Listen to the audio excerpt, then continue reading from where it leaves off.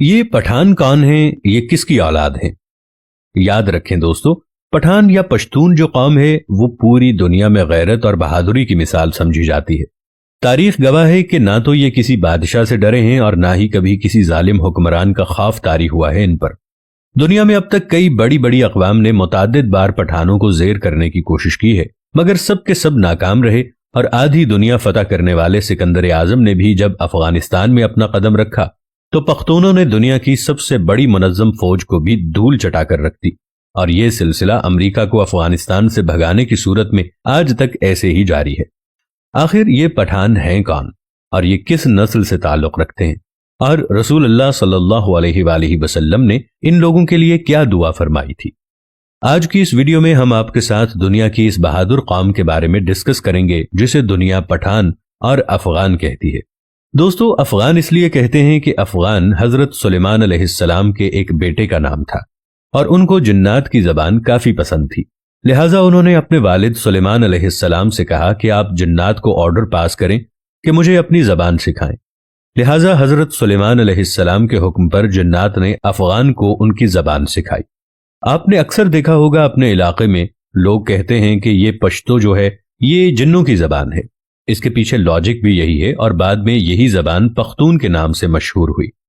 پٹھانوں کی اصلیت اور قومیت کے بارے میں جو روایات ہیں وہ یہ ہیں کہ پٹھان حضرت ابراہیم علیہ السلام کی اولاد میں سے ہیں اور حضرت اسحاق علیہ السلام کی اولاد ہیں، یعنی یہ لوگ اپنی قومیت کے اعتبار سے بنی اسرائیل ہیں۔ دراصل حضرت یعقوب علیہ السلام کا لقب اسرائیل تھا، اس لیے ان کی اولاد کو بنی اسرائیل کہا جاتا ہے۔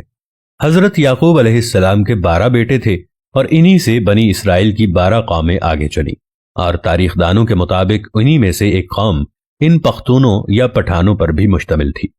جب رسول اللہ صلی اللہ علیہ وآلہ وسلم نے دین اسلام کی تبلیغ شروع کی اور لوگ جاق در جاق اسلام قبول کرنے لگے، تو اس وقت پٹھان قوم کا سردار جس کا نام قیس عبد الرشید تھا، وہ اپنے پورے خاندان کے ساتھ رسول اللہ صلی اللہ علیہ وآلہ وسلم کی خدمت میں حاضر ہوا، اور آپ صلی اللہ علیہ وآلہ وسلم کے ہاتھ پر بیعت کر کے مسلمان ہو گیا۔ اب جو کہ قیس ایک عبرانی لفظ ہے، لہٰذا آپ صلی اللہ علیہ وآلہ وسلم نے اس کو تبدیل کر کے عبد الرشید نام کو پسند فرمایا، اور یوں حضرت قیس عبد الرشید نے اپنے پورے قبیلے کے ساتھ اسلام قبول کر لیا، اور اس طرح سے انہیں پہلے پختون صحابی ہونے کا اعزاز حاصل ہوا۔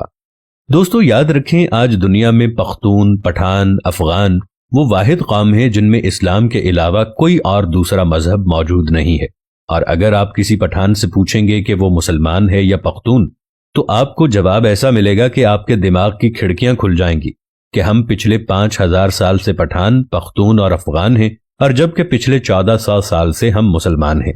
اب سوال یہ پیدا ہوتا ہے کہ افغان قوم کو پٹھان کیوں کہا جاتا ہے؟ تو اس کے پیچھے واقعہ کچھ یوں ہے کہ جب کافروں نے مکہ مکرمہ پر قبضہ کر لیا تو رسول اللہ صلی اللہ علیہ وآلہ وسلم نے حضرت خالد بن ولید رضی اللہ تعالی عنہ کو آرڈر پاس کیا کہ جاؤ اور اپنے افغان بھائیوں کو جہاد پر بلا لاؤ۔ لہٰذا حضرت خالد بن ولید رضی اللہ تعالی عنہ کہاں گئے؟ حضرت خالد بن ولید رضی اللہ تعالی عنہ افغانستان کی طرف روانہ ہوئے، اور افغانی سردار قیس عبد الرشید کو رسول اللہ صلی اللہ علیہ وآلہ وسلم کا پیغام ارسال کیا، اور پھر جلد ہی قیس عبد الرشید کی قیادت میں افغانستان سے پختونوں کا ایک بہت بڑا لشکر مکہ کی طرف روانہ ہو گیا۔ شام کو حضرت خالد بن ولید رضی اللہ تعالی عنہ نے رسول اللہ صلی اللہ علیہ وآلہ وسلم کو یہ خوشخبری سنائی کہ افغانیوں نے آتے ہی مشرکین کا قتل عام شروع کر دیا ہے، اور تمام کافروں کا صفایا کر کے اب افغانی مکہ مکرمہ پر قابض ہو چکے ہیں۔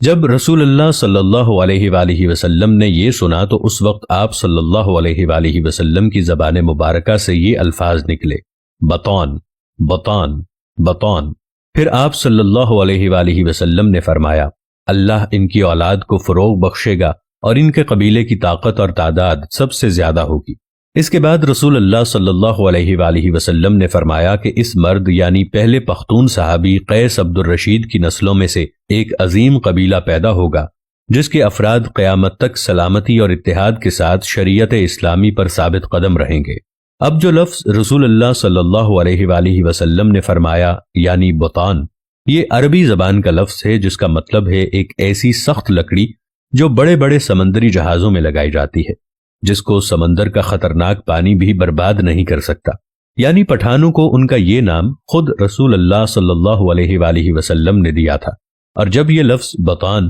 بر صغیر میں پہنچا تو بطان سے پٹھان ہو گیا۔ آج اس قوم کو فارسی زبان میں پشتون اور ان کی مقامی زبان میں پختون اور اردو زبان میں پٹھان کہہ کر پکارا جاتا ہے۔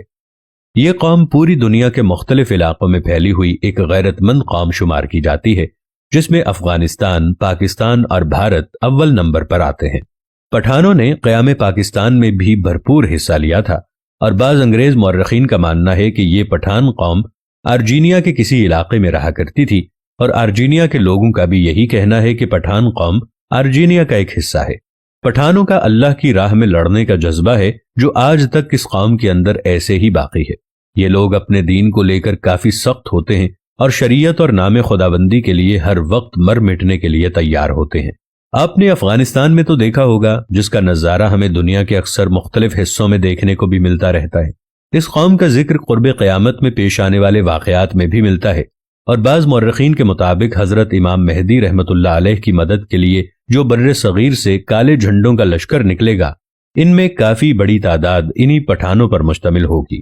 قرب قیامت کی نشانیوں میں خراسان کے علاقے کا جو ذکر کیا گیا ہے، اس میں بھی افغانستان شامل ہے۔ اسی لشکر کے بارے میں رسول اللہ صلی اللہ علیہ وآلہ وسلم کا فرمان ہے کہ قرب قیامت اس کالے جھنڈے والے لشکر کا راستہ اس دنیا میں کوئی بھی نہیں روک پائے گا، یہاں تک کہ یہی کالے جھنڈے بیت المقدس کے اندر نصب کر دیے جائیں گے، جبکہ بعض دوسری حدیثوں کے مطابق غزوہ ہند کا آغاز بھی خراسان یعنی موجودہ افغانستان سے ہی ہوگا۔ چنانچہ افغانیوں کی اس قدر غیرت، جرت اور بڑی بڑی سپر پاورز کو بغیر کسی ہتھیار کے دھول چٹا دینا، یہ سب حضور اکرم صلی اللہ علیہ وآلہ وسلم کی دعاؤں کا ہی اثر ہے، جو کہ آپ نے اس قوم سے خوش ہو کر ان کے حق میں اللہ تعالیٰ سے دعا کی تھی۔